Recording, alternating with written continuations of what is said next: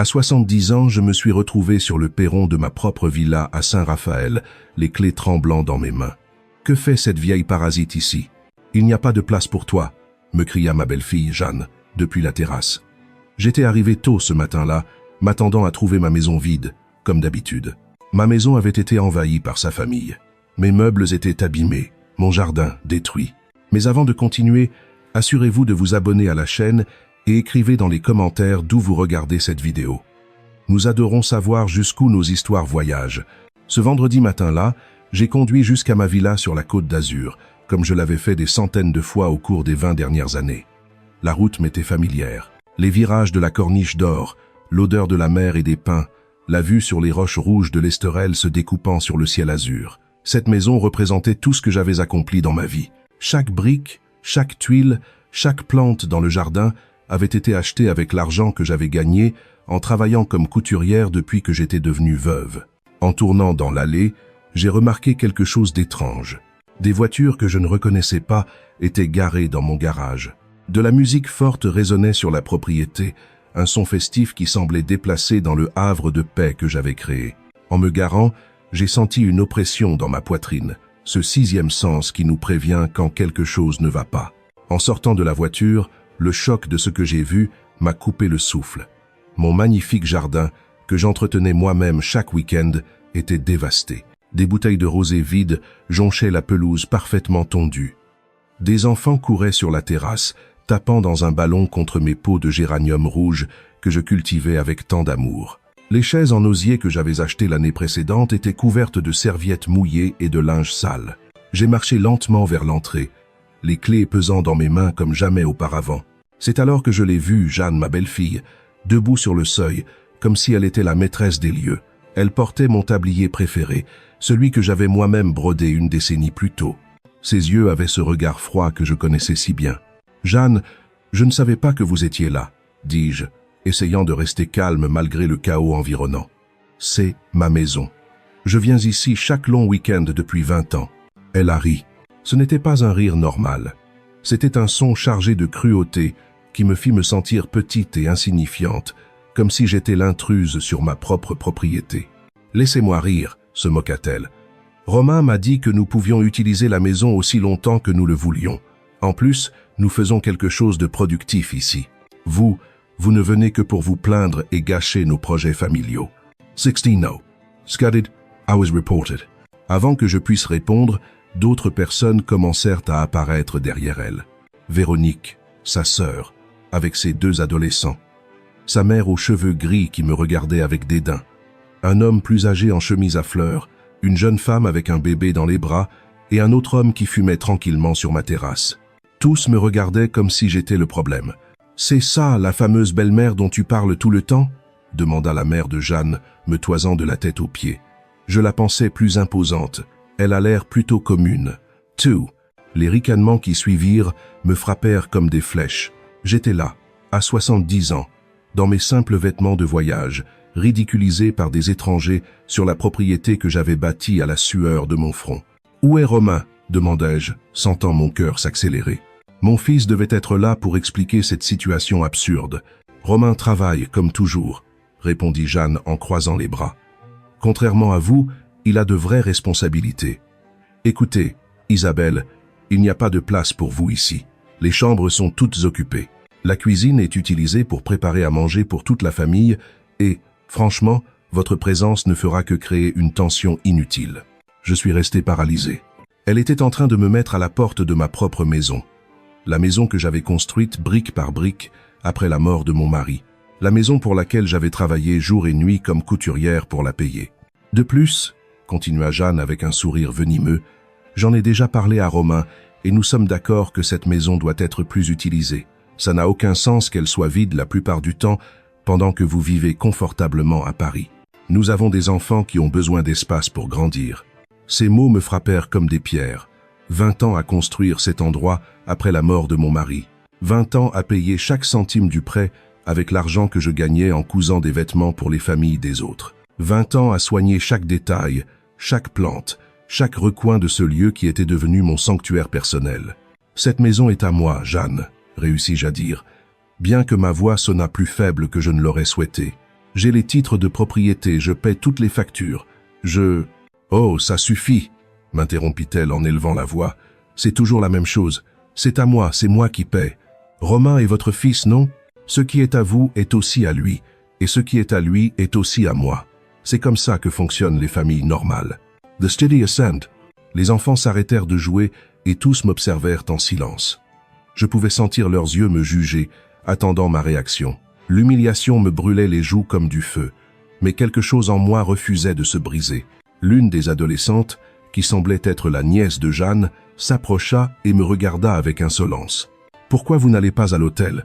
Ma tante a raison, il n'y a de place pour personne d'autre ici. »« C'est d'accord, ma chérie, » dis-je finalement avec un sourire qui venait de l'âme, mais que je savais ne pas atteindre mes yeux. Je comprends parfaitement la situation. Jeanne sourit triomphalement, croyant avoir gagné. Les autres semblaient satisfaits, comme s'ils avaient assisté à une juste victoire. Ils n'avaient aucune idée de ce qu'ils venaient de déclencher. Je suis retourné à ma voiture, d'un pas lent et digne. En conduisant pour trouver un hôtel, mon esprit a voyagé dans le passé, à l'époque où cette propriété n'était qu'un terrain vague, rempli de mauvaises herbes et de rêves. J'avais 50 ans à l'époque, Romain à peine 25. Nous n'étions que nous deux contre le monde, et j'avais pris la décision la plus importante de ma vie, construire un refuge pour notre famille. L'hôtel de la Plage Dorée me coûta 100 € la nuit, une somme que je n'avais pas prévu de dépenser car j'étais censé dormir dans mon propre lit. Mais j'étais là, à m'enregistrer comme n'importe quel touriste, pendant que ma maison était occupée par des envahisseurs qui se sentaient en droit de posséder mon bien. Cette nuit-là, assise sur le balcon de l'hôtel, regardant au loin les lumières de ma maison, j'ai ressenti quelque chose que je n'avais pas ressenti depuis des décennies. Une colère froide et calculée qui commençait à se former en moi. Ce n'était pas cette colère impulsive qui vous fait crier et perdre le contrôle. C'était quelque chose de bien plus dangereux. C'était la colère intelligente d'une femme qui avait survécu à la pauvreté, au veuvage et à des décennies de dur labeur. Jeanne avait commis une erreur fatale. Elle avait sous-estimé Isabelle Dubois. Le lendemain matin, je me suis réveillé à 6 heures après une nuit de sommeil agité. Chaque fois que je fermais les yeux, je voyais le sourire arrogant de Jeanne et entendais ses paroles venimeuses résonner dans mon esprit. J'ai pris un café rapide au restaurant de l'hôtel et j'ai décidé de retourner à la maison pour tenter une conversation plus calme. C'était peu, être un malentendu, peu, être que Romain apparaîtrait et mettrait fin à cette situation absurde. Quand je suis arrivé à 8 heures, j'ai trouvé la porte d'entrée fermée à clé, ma propre porte. J'ai dû sonner comme une simple visiteuse. Véronique, la sœur de Jeanne, a ouvert, encore en pyjama, et l'air agacé. « Qu'est-ce que vous voulez encore ?» demanda-t-elle sans même me saluer. Je lui ai expliqué que je devais récupérer quelques affaires personnelles et parler à Jeanne. Sa réponse m'a laissé abasourdi. « Jeanne dort, et vos affaires ne sont plus ici. Nous les avons mises dans des sacs dans le garage pour qu'elles ne gênent pas. » Mes affaires dans des sacs au garage, comme des ordures. J'ai eu l'impression qu'on me poignardait en plein cœur. Elle me laissa entrer, mais je me sentais comme une intruse dans ma propre maison. L'odeur était différente, un mélange de nourriture étrange, de cigarettes et de parfums bon marché. Le salon était méconnaissable, rempli de matelas gonflables et de vêtements éparpillés partout. Quand je suis entré dans la cuisine, mon cœur a failli s'arrêter. Ma belle cuisine, que j'avais conçue en pensant à tous les repas de famille que j'y préparerais, était complètement détruite. La cuisinière couverte de graisse brûlée, l'évier débordant de vaisselle sale qui sentait déjà mauvais, mes meilleures poêles avec des taches permanentes au fond. « Où sont mes assiettes en porcelaine de Limoges ?» demanda-je d'une voix tremblante. « Ah, certaines se sont cassées. Les enfants jouaient, et vous savez comment ils sont. Jeanne dit qu'elles étaient déjà très vieilles de toute façon. »« Miston. And 20, mes assiettes en porcelaine, que j'avais achetées une par une pendant des années en économisant pour compléter le service, que je n'utilisais que pour les grandes occasions parce que je les traitais comme des trésors, étaient cassées, jetées comme si elles n'avaient aucune valeur. Je suis monté à l'étage, dans ma chambre principale, le sanctuaire où j'avais prévu de me reposer. La porte était ouverte, et à l'intérieur se trouvait la mère de Jeanne, organisant des vêtements dans mon armoire comme si c'était la sienne. « Excusez-moi, » dis-je en essayant de garder mon sang-froid. « C'est ma chambre. »« Ah, ma fille Jeanne m'a tout expliqué. Ne vous inquiétez pas, je prendrai bien soin des choses. Regardez, j'ai même organisé vos vêtements dans ces housses pour qu'ils ne se froissent pas.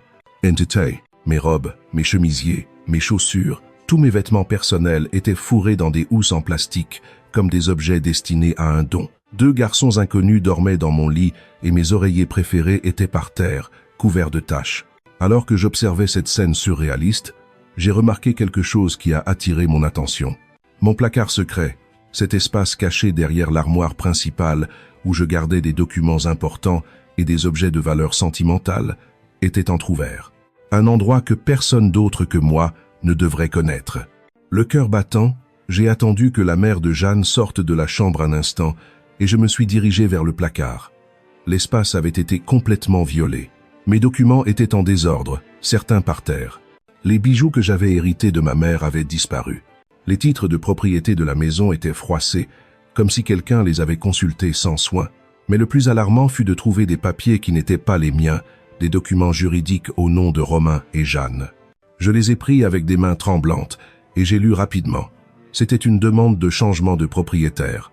Ils voulaient transférer la maison au nom de Romain, alléguant que moi, en raison de mon âge avancé et de mon état mental détérioré, je n'étais plus capable de gérer des biens de valeur. État mental détérioré. Moi, la femme qui avait parfaitement géré ses finances pendant 70 ans, qui avait bâti une petite fortune à partir de rien, qui travaillait encore et maintenait son indépendance financière. Il voulait me déclarer mentalement incapable pour voler ma maison. Le document était daté de la semaine précédente. Cela confirmait que l'invasion n'avait pas été spontanée, mais faisait partie d'un plan élaboré pour s'emparer de ma propriété, en utilisant la loi en leur faveur. Au fond des papiers, j'ai trouvé quelque chose qui m'a glacé le sang. Une expertise immobilière. Ils avaient estimé ma villa à 600 000 € et il y avait une note manuscrite de l'écriture de Jeanne. Avec cet argent, on peut acheter un appartement plus grand et envoyer les enfants dans une école privée.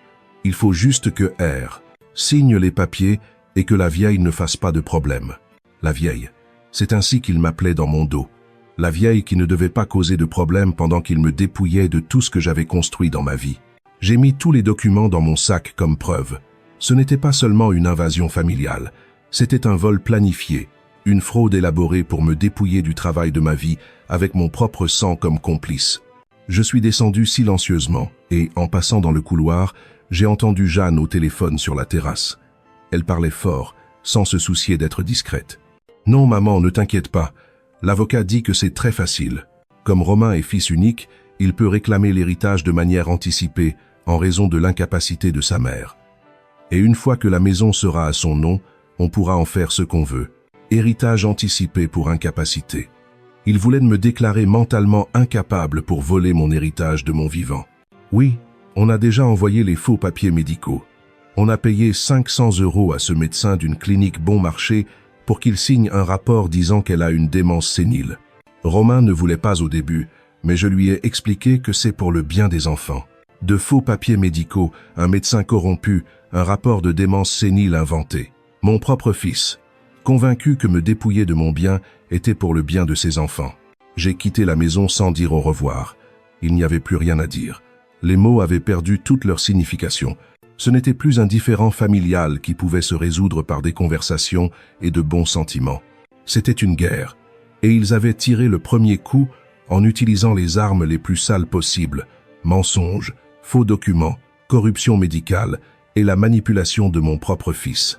Sur le chemin du retour à l'hôtel, mes mains tremblaient sur le volant, non pas de peur, mais de détermination.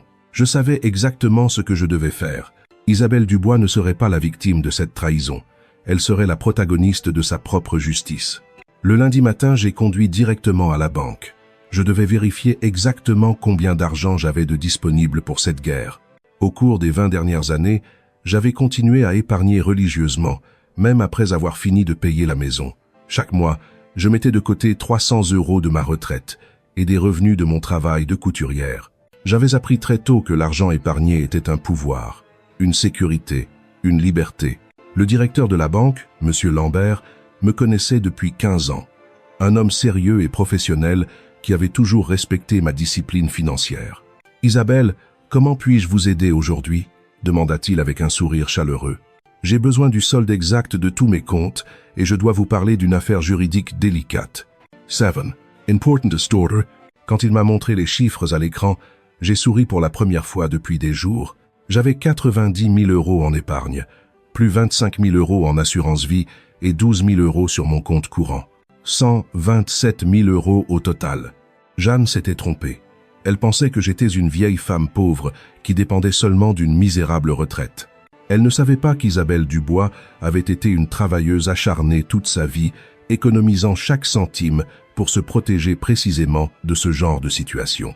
Monsieur Lambert, j'ai besoin que vous geliez toute tentative d'accès à mes comptes par des tiers et j'ai besoin d'une lettre officielle de la banque confirmant ma capacité mentale à gérer mes finances. Bien sûr, Isabelle. Y a-t-il un problème? Ma famille essaie de me déclarer mentalement incapable pour prendre mes biens. Son visage devint sérieux. C'est très grave. Avez-vous besoin d'une recommandation pour un avocat spécialisé? Oh oui, s'il vous plaît. Il me donna le nom et le numéro de téléphone de maître Thomas Galin, un avocat spécialisé en droit de la famille et en fraude immobilière. C'est le meilleur dans ce genre d'affaires. Dites-lui que c'est moi qui vous envoie. Wilson. Je suis sorti de la banque avec une nouvelle énergie parcourant mes veines. Ce n'était pas seulement la tranquillité de savoir que j'avais les ressources financières pour me défendre, c'était la clarté d'esprit d'avoir un plan d'action concret. J'ai appelé Maître Galin depuis le parking. La secrétaire m'a donné un rendez-vous pour l'après-midi même. Maître Galin peut vous recevoir à 16h00. C'est urgent, n'est-ce pas? Très urgent. That was not. J'ai passé le reste de la matinée à organiser tous les documents que j'avais rassemblés. Les faux papiers de transfert de propriété, les photos des dégâts dans ma maison, la liste des objets volés et des copies de tous mes titres de propriété légitimes. J'ai également imprimé des captures d'écran des réseaux sociaux de Véronique, où elle se vantait de sa nouvelle maison de vacances. À 16h00, j'étais assise dans l'élégant bureau de maître Thomas Galin. C'était un homme d'âge mûr, aux cheveux grisonnants et aux yeux intelligents qui inspiraient une confiance immédiate. Madame Dubois, racontez-moi tout depuis le début. N'omettez aucun détail. J'ai raconté toute l'histoire. L'invasion de ma maison, les humiliations de Jeanne, les documents frauduleux, le faux rapport médical, les bijoux volés, la trahison de Romain. Il prenait des notes détaillées, posant des questions précises qui démontrèrent son expérience dans ce type de cas. « Avez-vous les titres de propriété originaux ?» demanda-t-il, regardant par-dessus ses lunettes. « Oui, tous. La maison est à 100% à mon nom. J'ai payé chaque centime de la construction et j'ai tous les reçus des 20 dernières années. Le médecin qui a prétendument signé le rapport de démence vous a-t-il déjà examiné? Jamais de ma vie. Je ne connais même pas son nom. Excellent. C'est une falsification de documents médicaux, un délit pénal. Avez-vous des documents pour les bijoux volés? Oui, certains, notamment la montre de mon défunt mari, sont assurés pour 3 000 euros. Maître Galin sourit. Madame Dubois, votre cas est solide, très solide. Nous avons une violation de domicile, un vol, une falsification de documents, une tentative d'escroquerie et possiblement une corruption de médecin. Votre famille s'est mise dans un sacré pétrin. Que pouvons-nous faire? Plusieurs choses. Premièrement, demain, nous allons déposer une requête en référé pour une expulsion pour occupation illégale. Deuxièmement, nous allons porter plainte pour le vol de vos bijoux à la gendarmerie. Troisièmement, nous allons dénoncer la falsification de documents médicaux à l'ordre des médecins et au procureur. Et quatrièmement, nous allons demander une ordonnance de protection pour les empêcher de continuer à utiliser votre nom de manière frauduleuse. First year. Combien de temps cela prendra-t-il? L'expulsion peut être quasi immédiate si le juge voit des preuves claires d'occupation sans droit ni titre. Dans des cas comme celui-ci, où les occupants n'ont aucun droit légal sur la propriété, la loi agit rapidement. Combien cela coûtera-t-il? Mes honoraires s'élèvent à 6 000 euros pour l'ensemble du processus. Je peux les payer aujourd'hui, même si vous le souhaitez. Son sourire s'élargit. J'aime travailler avec des clients qui prennent leur défense au sérieux. Madame Dubois, votre famille pensait que vous étiez une vieille dame sans défense, mais ils se sont trompés. Vous êtes une femme préparée. Cela fait 70 ans que je me prépare à me défendre contre le monde, maître. Je ne vais pas m'arrêter maintenant. Excellente attitude. Une question importante. Êtes-vous prête à aller jusqu'au bout? Parce que lorsque nous commencerons ce processus, votre relation avec votre fils sera probablement irréparable. Je suis restée silencieuse un instant, pensant à Romain, à l'enfant qu'il avait été, à l'homme qu'il aurait pu être, au lâche qu'il était devenu. Maître, mon fils m'a trahi pour de l'argent. Il m'a déclaré mentalement incapable pour de l'argent, et il m'a humilié publiquement pour de l'argent. Si notre relation peut être brisée si facilement pour de l'argent, Alors ce n'était jamais une vraie relation.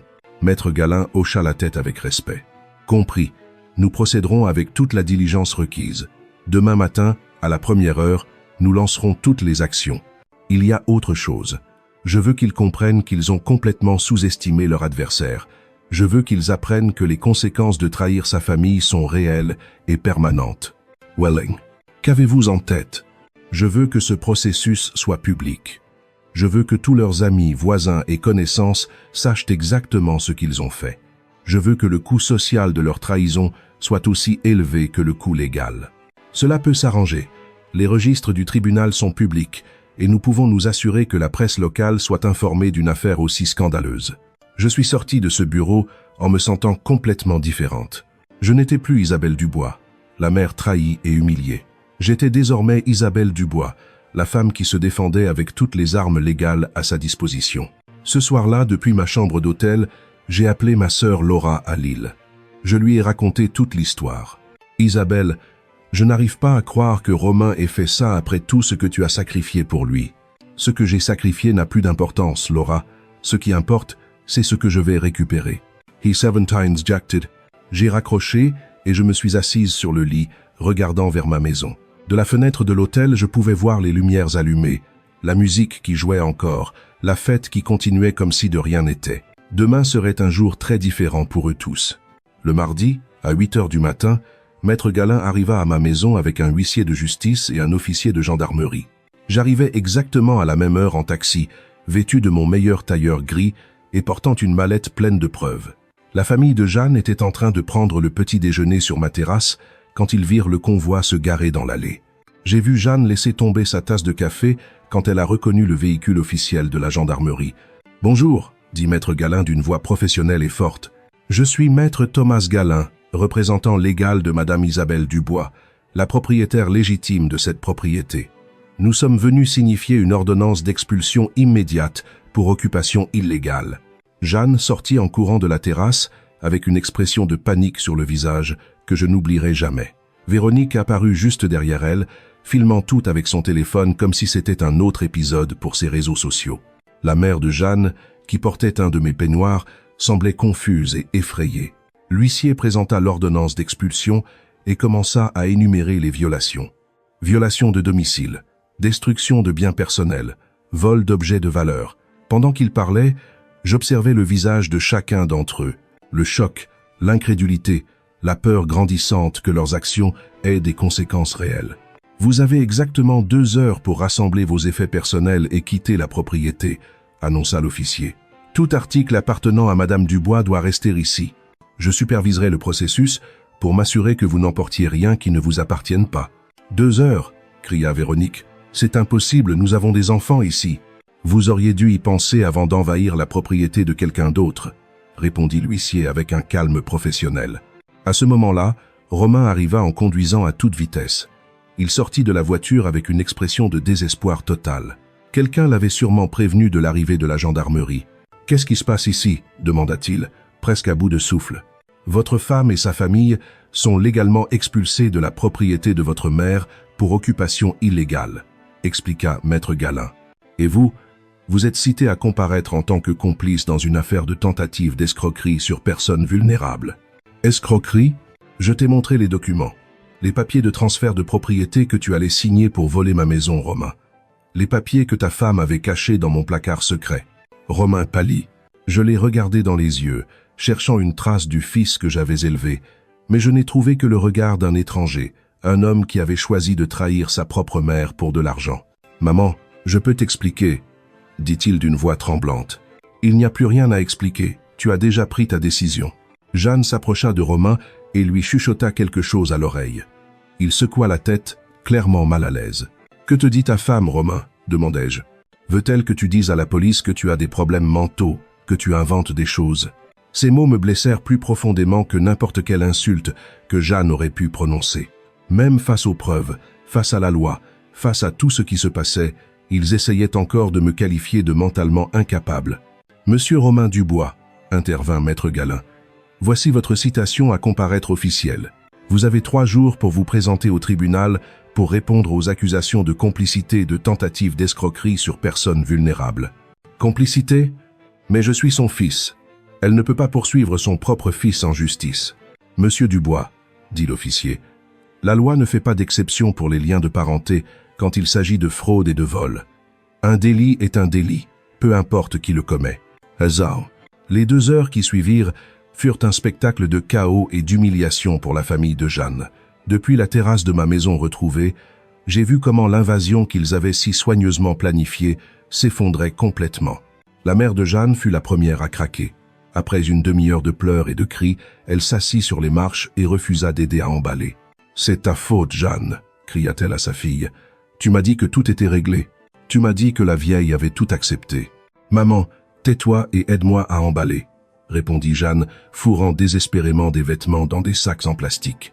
Les enfants couraient dans la maison en pleurant et en criant, ne comprenant pas pourquoi ils devaient quitter le paradis où ils avaient joué. Un garçon d'environ 8 ans s'approcha de moi, les yeux rouges et confus. « Madame, pourquoi vous nous mettez dehors? On n'a rien fait de mal. » Mon cœur se serra un peu. Les enfants étaient innocents dans tout ça, des pions dans le plan de leurs parents. « Je ne te mets pas dehors parce que tu as fait quelque chose de mal, » expliquai-je d'une voix douce. « Je vous demande de partir parce que c'est ma maison et que ta famille est venue ici sans me demander la permission. Mais ma maman a dit que c'était notre maison maintenant. Ta maman s'est trompée. » Jeanne entendit notre conversation et s'approcha, furieuse. « Ne parlez pas à mes enfants. Vous n'avez pas le droit de les embrouiller encore plus. » « Je ne les embrouille pas. C'est vous qui les avez embrouillés en les amenant dans une maison qui n'était pas la vôtre. Cette maison est à nous. Romain est votre fils. Les enfants héritent de leurs parents. Les enfants héritent quand les parents meurent, pas quand ils sont encore vivants et en bonne santé. Vous êtes déjà vieille. Pourquoi avez-vous besoin d'une si grande maison à votre âge ? » Maître Galin intervint immédiatement. « Madame, chaque commentaire que vous faites sur l'âge de ma cliente est documenté comme preuve supplémentaire de discrimination fondée sur l'âge et d'abus psychologiques envers une personne âgée. » Jeanne se tut instantanément, le visage rouge de colère. Romain avait transporté des valises jusqu'aux voitures dans un silence complet, évitant mon regard.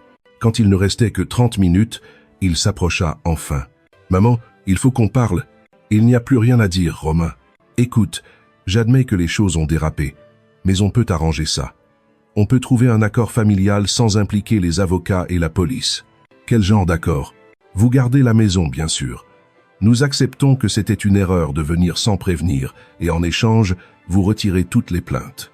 Et les bijoux, nous vous rendrons tout ce qui a été pris par erreur. » « Par erreur ? Tu crois vraiment que je vais accepter que le vol des bijoux de ma mère était une erreur ?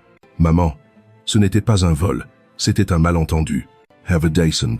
Et le faux rapport médical était aussi un malentendu, et la demande de transfert de propriété pour incapacité mentale, et le fait de m'humilier publiquement en me traitant de parasite. Il resta silencieux, incapable de trouver des excuses pour tant de trahison. « Ce n'est pas moi, c'est Jeanne, » murmura-t-il finalement. « Mais tu étais là, tu m'as vu être humilié par ta femme dans ma propre maison, et tu n'as rien dit. Je ne savais pas quoi dire. » Anden, talking to State. Tu savais exactement quoi dire, Romain. Tu savais que tu devais défendre ta mère, mais tu as choisi de te taire pour ne pas contrarier ta femme. Il se désespéra, essayant de trouver une issue qui n'existait plus. D'accord, Jeanne s'est mal comportée, je l'admets. Qu'est-ce que vous voulez que je dise de plus? Je veux que tu me dises la vérité. Je veux que tu admettes que vous avez prévu de voler ma maison en utilisant de faux documents. Je veux que tu admettes que tu m'as trahi pour de l'argent. Je ne vous ai pas trahi pour l'argent. Je l'ai fait pour ma famille. Et moi, je suis quoi, Romain? Je ne suis pas ta famille? Si, vous êtes ma famille. Mais Jeanne et les enfants sont ma responsabilité principale maintenant. Alors ta responsabilité principale maintenant, c'est de voler ta mère. Romain porta les mains à sa tête, frustré. Maman, vous ne comprenez pas. Nous avons des dépenses énormes. Les enfants ont besoin d'écoles privées, de vêtements, de vacances. La maison de Jeanne a besoin de réparations. Je travaille jour et nuit, mais l'argent ne suffit jamais. Et c'est pour ça que tu as décidé que je devais payer tes factures avec le travail de ma vie. Vous vivez seul dans un petit appartement. Vous n'avez pas besoin d'une si grande villa. C'est du gâchis. Voilà. La vérité avait enfin émergé. Romain ne m'avait pas trahi par amour pour sa famille. Il m'avait trahi parce qu'il pensait que je ne méritais pas ce pourquoi j'avais travaillé toute ma vie. Du gâchis, répétai-je lentement, sentant le poids du mot sur ma langue. Maman, je ne voulais pas le dire comme ça. Mes 30 ans de travail jour et nuit sont du gâchis. Ma discipline d'épargner chaque centime pour construire cette maison est du gâchis. Mon sacrifice de t'élever seul après être devenue veuve est du gâchis. Ça suffit, explosa Romain. C'est toujours la même chose avec vous. Toujours à me rappeler tout ce que vous avez sacrifié, toujours à me faire sentir coupable d'avoir ma propre vie. Le silence qui suivit fut absolu. Même Jeanne s'arrêta d'emballer pour écouter. Voilà la vérité, dis-je avec un calme qui me surprit. Tu ne m'as pas trahi pour l'argent. Tu m'as trahi parce que mes sacrifices pour toi sont devenus un fardeau psychologique que tu ne pouvais plus supporter. Je n'ai pas dit ça. Tu n'as pas eu besoin de le dire. Tu viens de le crier. Romain resta là, respirant lourdement, le visage rouge de honte et de colère. Tu sais quelle est la chose la plus triste dans tout ça, mon fils? Si tu m'avais demandé de l'aide directement, je t'aurais aidé. Si tu m'avais dit que tu avais des problèmes financiers, nous aurions trouvé une solution ensemble. Mais tu as préféré comploter dans mon dos, m'humilier publiquement et essayer de me voler en utilisant la loi. Pourquoi? Parce que je savais que vous diriez non. Comment le savais-tu si tu ne m'as jamais demandé? Parce que vous avez toujours été très attaché à votre argent, très protectrice avec le travail de votre vie. Protectrice? Romain, j'ai payé tes études, j'ai acheté ta première voiture, je t'ai prêté l'argent pour l'apport de ta maison, je t'ai aidé financièrement des dizaines de fois dans ta vie d'adulte. Tout is a viste.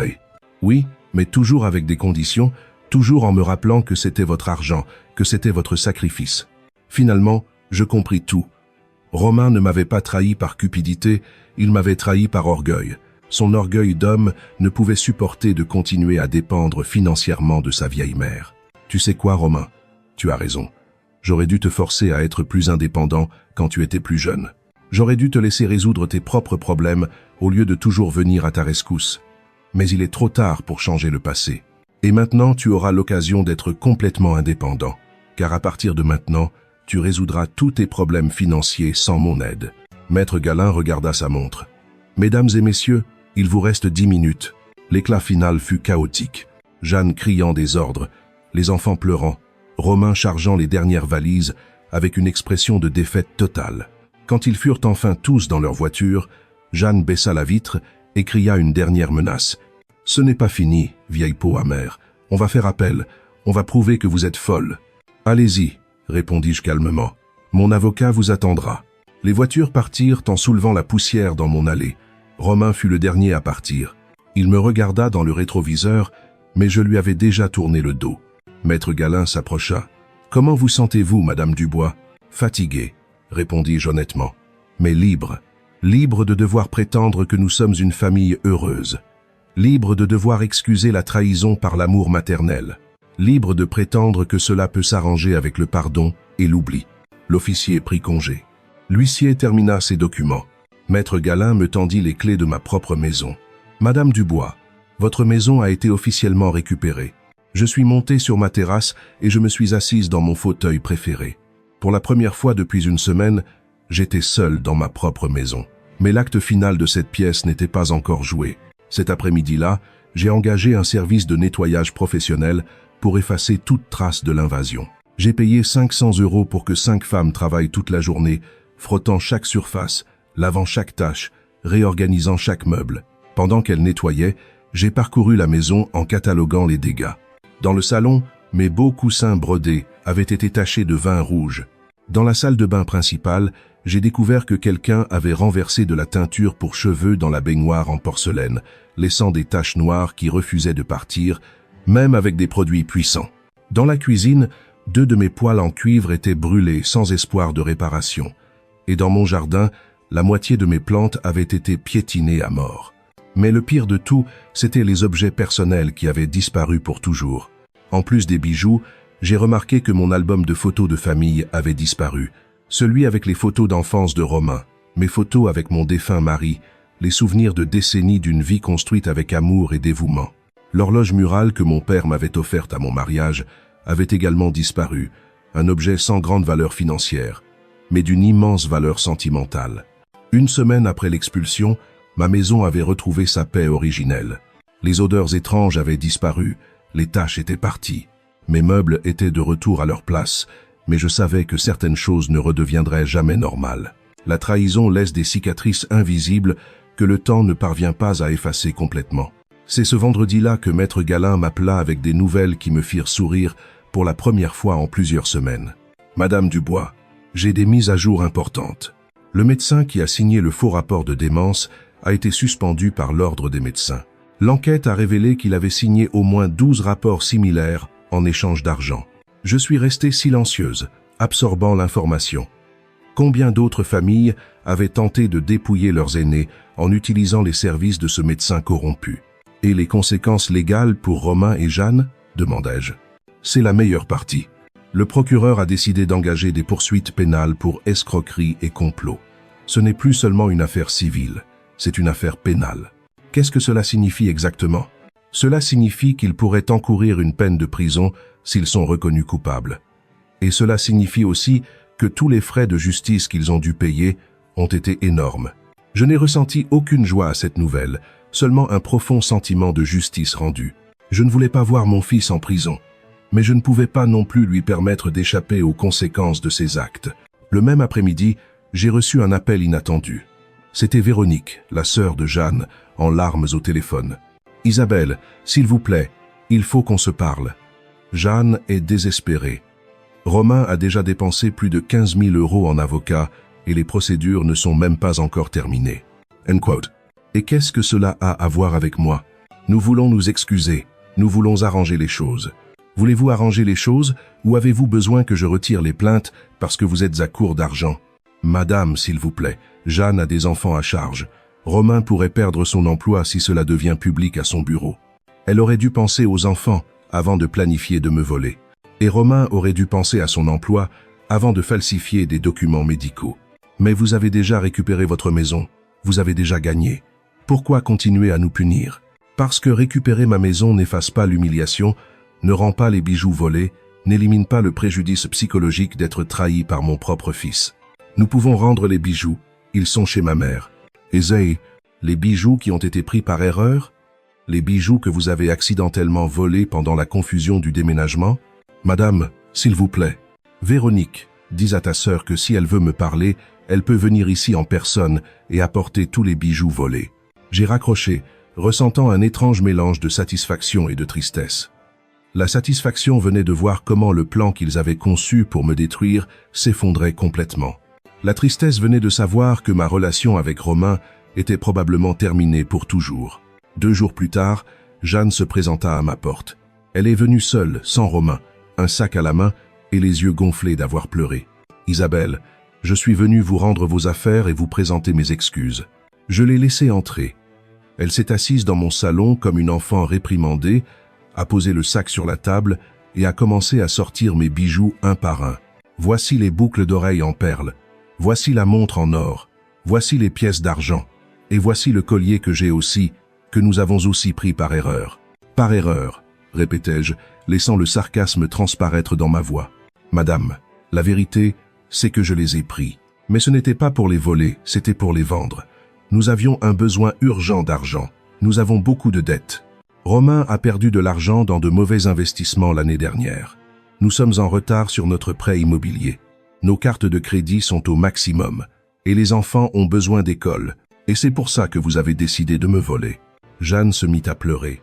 Pas ces fausses larmes de manipulation que j'avais vues auparavant, mais un sanglot authentique de quelqu'un qui comprenait enfin la gravité de ses actions. Isabelle, j'admets que je me suis mal comporté, très mal, mais j'étais désespéré.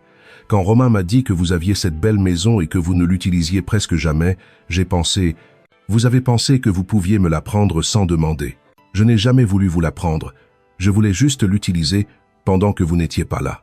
Et puis, quand nous avons vu à quel point il était cher d'entretenir 2 maisons, nous avons pensé qu'il serait être mieux que la maison soit officiellement à Romain pour éviter des problèmes juridiques à l'avenir. Des problèmes juridiques? C'est vous qui avez créé les problèmes juridiques en falsifiant des documents médicaux. C'était l'idée de cet avocat bon marché que nous avons consulté. Il nous a dit que c'était le moyen le plus rapide de transférer la propriété au sein de la famille. Je suis restée silencieuse un moment, mesurant le niveau d'ignorance et de naïveté dont ils avaient fait preuve. Ils avaient ruiné leur vie financièrement et légalement parce qu'ils avaient suivi les conseils d'un avocat véreux de bas étage. « Où est Romain ?» demandai-je. « Il n'a pas voulu venir. Il dit que vous n'êtes plus sa mère. Is Mossabend. Ces mots firent plus mal que je ne l'aurais cru, mais ils confirmèrent aussi que j'avais pris la bonne décision. Il dit que je ne suis plus sa mère? Oui. Il dit qu'une vraie mère ne poursuivrait pas son propre fils, que vous avez choisi l'argent plutôt que la famille. Et toi, qu'en penses-tu, Jeanne? Je pense que c'est nous qui avons commencé tout ça. Mais je pense aussi que vous êtes allés trop loin. Nous aurions pu tout régler en famille, sans avocat, ni police. Valley, comment aurions-nous pu le régler en famille si tu ne m'as jamais dit la vérité? Si tu m'as menti, trompé, et que tu as prévu de me voler dans mon dos? Mais nous sommes une famille. Les familles pardonnent. Les familles se respectent, Jeanne, et tu m'as manqué de respect de toutes les manières possibles. Jeanne se leva pour partir. Alors, il n'y a aucun moyen d'arranger ça. Le moyen d'arranger ça, c'était de ne jamais le faire en premier lieu. Vise. Après son départ, je me suis assise sur ma terrasse, regardant le coucher de soleil sur la mer. Les vagues se brisaient contre la côte avec leur rythme éternel, indifférentes aux drames humains qui se déroulaient sur la terre. Une semaine plus tard, Maître Galin m'appela avec les dernières nouvelles. Madame Dubois, Romain et Jeanne ont accepté une procédure de plaideur coupable. Ils vont payer une amende de 25 000 € chacun, effectuer 200 heures de travaux d'intérêt général et seront en sursis avec mise à l'épreuve pendant 2 ans. Pas de prison? Non, mais ils auront un casier judiciaire permanent. Et le faux rapport médical a été officiellement annulé. Votre capacité mentale est complètement blanchie légalement. Et les frais de justice? Ils ont déjà dépensé plus de 30 000 € en avocats pour leur défense. Entre les amendes et les frais, cela leur a coûté plus de 80 000 € d'essayer de voler votre maison. Presque le tiers de la valeur de ma villa. Ils avaient perdu plus d'argent en essayant de me voler qu'ils n'auraient pu en gagner s'ils y étaient parvenus. 1 mois après l'expulsion, j'ai décidé de faire quelque chose que je n'avais jamais fait. Engager une femme de ménage à temps partiel pour s'occuper de la maison quand je n'étais pas là. Non pas parce que je ne pouvais pas le faire seul, mais parce que je voulais m'assurer que personne ne pourrait plus jamais l'envahir à mon insu. Marie-Hélène était une femme d'âge mûr qui vivait près de la plage et avait besoin de ce travail. Elle s'occuperait de la maison 3 fois par semaine, gardant tout propre et sûr. J'ai aussi changé toutes les serrures, installé des caméras de sécurité et mis à jour mon testament pour léguer la maison à des œuvres de charité plutôt qu'à Romain. S'il voulait une indépendance financière totale, il l'aurait. Un dimanche après-midi, en réorganisant des affaires dans la chambre principale, j'ai trouvé une vieille photo tombée derrière la commode. C'était Romain à 8 ans, assis sur la plage où, des années plus tard, je construirais cette maison.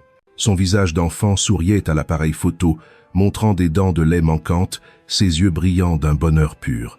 J'étais à côté de lui, plus jeune, les cheveux noirs sans un seul cheveu blanc, le tenant fièrement par les épaules. Pendant un instant, j'ai ressenti une pointe de tristesse si aiguë que j'ai dû m'asseoir sur le bord du lit. Comment en étions-nous arrivés là? Comment cet enfant souriant s'était-il transformé en un homme capable de trahir sa propre mère?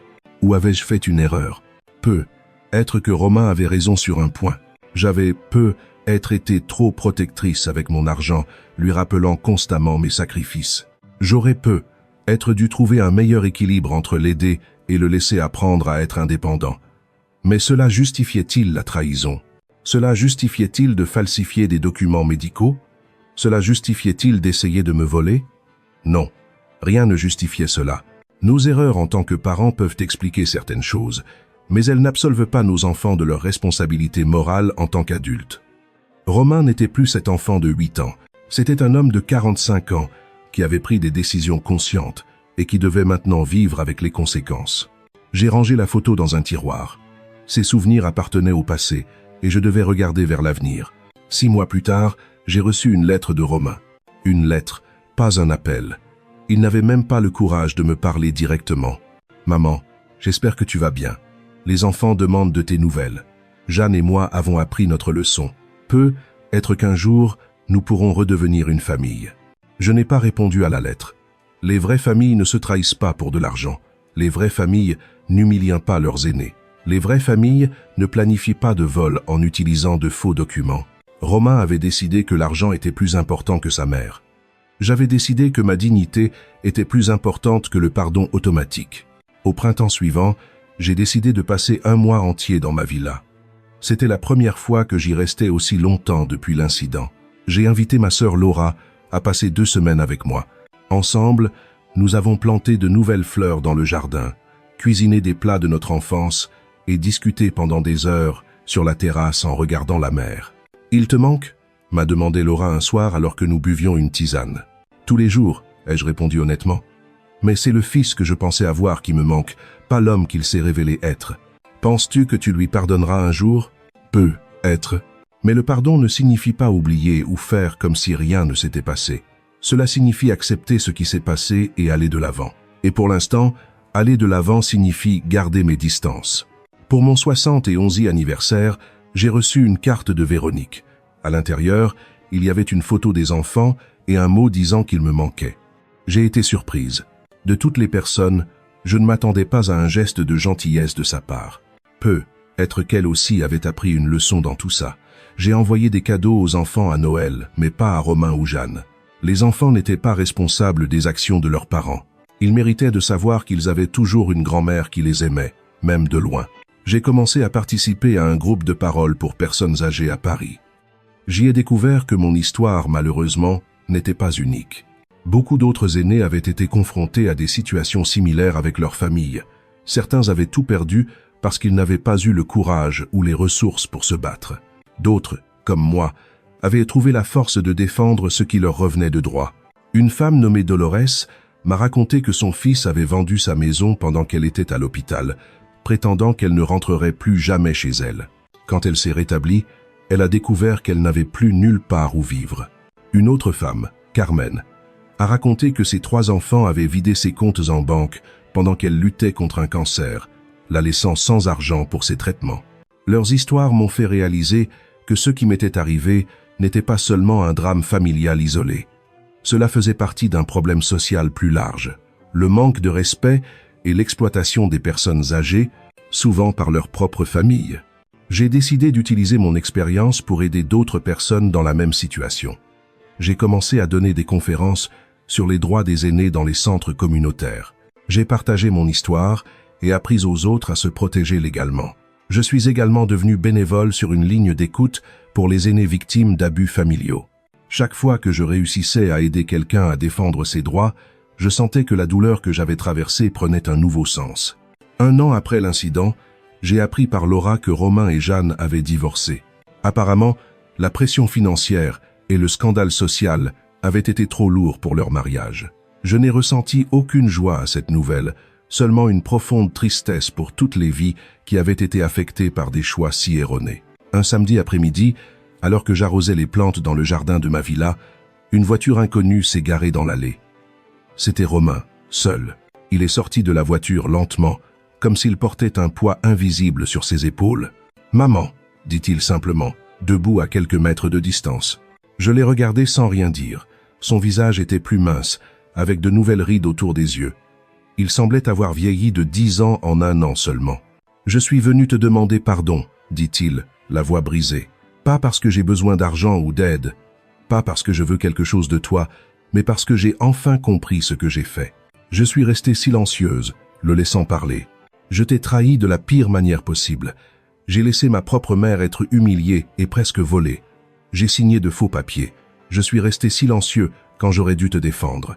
Il n'y a aucune excuse pour ce que j'ai fait. » Il fit un pas en avant, mais garda une distance respectueuse. « Je n'attends pas que tu me pardonnes maintenant, ou peut-être jamais. Je voulais juste que tu saches que je suis profondément désolé et que je comprends entièrement pourquoi tu as fait ce que tu as fait. Tu avais raison. Tu as toujours eu raison. » J'ai regardé l'homme en face de moi, plus l'enfant que j'avais élevé, plus le fils qui m'avait trahi, mais un étranger essayant de retrouver son chemin. « Merci d'être venu, Romain, » dis-je finalement. « Le pardon prend du temps. » Et il hocha la tête, acceptant ma réponse, non comme un rejet, mais comme une possibilité. Dans les mois qui ont suivi, j'ai commencé à autoriser les enfants à me rendre visite occasionnellement. Leur visage illuminait la maison d'une joie que je n'avais pas ressentie depuis longtemps. Je leur ai appris à faire des biscuits dans ma cuisine. Je leur ai raconté des histoires sur leur père quand il était petit. Je leur ai montré comment s'occuper du jardin. Ils ne mentionnaient jamais l'incident. On leur avait probablement demandé de ne pas en parler. Mais parfois, je surprenais l'aînée, Sophia, me regardant avec une expression curieuse, comme si elle essayait de rassembler les pièces d'une histoire qu'elle ne connaissait qu'à moitié. Un dimanche matin, alors que nous plantions de nouveaux plants de tomates, Sophia m'a posé une question inattendue. « Mamie, pourquoi papa et toi vous êtes disputés si fort ?» J'ai arrêté ce que je faisais et je l'ai regardée. Elle n'avait que 11 ans, mais ses yeux montraient une compréhension au-delà de son âge. Parfois, Sophia, les adultes font de très grosses erreurs. Ton père et ta mère ont commis des erreurs avec moi et ça m'a fait très mal. Quel genre d'erreur? J'ai réfléchi soigneusement à la manière de répondre. Je ne voulais pas empoisonner sa relation avec ses parents, mais je ne voulais pas non plus mentir. Ils ont essayé de prendre quelque chose qui était à moi sans demander la permission. Quelque chose qui était très important pour moi. Cette maison? Oui, cette maison. Elle a continué à creuser un petit trou pour le plant de tomates, traitant l'information. Maman dit que tu as été très méchante avec eux. Je leur ai fait affronter les conséquences de leurs erreurs. Certains peuvent voir ça comme de la méchanceté. Moi, je vois ça comme de la justice. Sophia a planté le plant avec soin, pressant la terre autour avec ses petites mains. Je crois que je comprends, dit-elle finalement. C'est comme quand je prends les affaires de ma sœur sans demander et qu'elle le dit à maman. Je suis en colère contre elle parce qu'elle l'a dit, mais en réalité, c'est de ma faute parce que j'ai pris ses affaires. See noses. J'ai souri, admiratif de la simplicité et de la profondeur de sa compréhension. Exactement comme ça, ma chérie, exactement comme ça. Ce soir-là, après le départ des enfants, je me suis assise sur la terrasse, contemplant le coucher de soleil sur la mer. J'ai pensé à la façon dont les choses avaient changé au cours des 2 dernières années. J'ai pensé à la trahison, à la douleur, à la lutte, à la victoire, et enfin, à la lente reconstruction qui était en cours. Le pardon n'est pas venu d'un coup, comme une grande révélation ou un moment dramatique. Il est arrivé petit à petit, dans de petits moments de connexion, dans des conversations honnêtes, dans des silences partagés. Ce n'était pas le genre de pardon qui efface le passé ou prétend que rien ne s'est passé. C'était un pardon qui reconnaissait la blessure, mais qui choisissait de ne pas la laisser définir l'avenir. Romain ne serait jamais le fils parfait que j'avais imaginé. Je ne serais jamais la mère parfaite qu'il aurait pu être souhaitée. Nous étions 2 personnes imparfaites, unies par le sang et par des décennies d'histoire commune, essayant de trouver un nouveau chemin à travers les ruines de l'ancien. À 72 ans, j'ai appris que la vie suit rarement le scénario que nous prévoyons. Les personnes que nous aimons nous déçoivent, la confiance est brisée, les rêves s'effondrent. Mais j'ai aussi appris que notre capacité à renaître de nos cendres est bien plus grande que nous ne l'imaginons.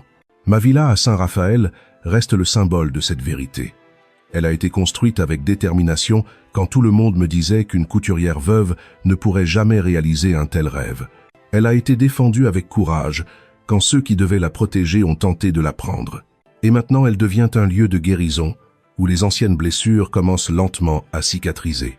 Isabelle Dubois, la vieille dame qu'il pensait pouvoir tromper facilement, s'est avérée être la plus forte de tous. Non pas parce qu'elle n'est jamais tombée, mais parce qu'elle a toujours trouvé la force de se relever. Non pas parce qu'elle n'a jamais eu peur, mais parce qu'elle a agi malgré elle. Non pas parce qu'elle n'a jamais été blessée, mais parce qu'elle n'a pas laissé ses blessures la définir. Ceci est mon histoire. Une histoire de trahison et de perte, oui, mais aussi de dignité et de force. Une histoire qui, je l'espère, inspirera d'autres aînés à défendre ce qui leur revient de droit. Une histoire qui rappelle à tous que l'âge ne nous rend pas fragiles ou superflus, mais sages et résilients.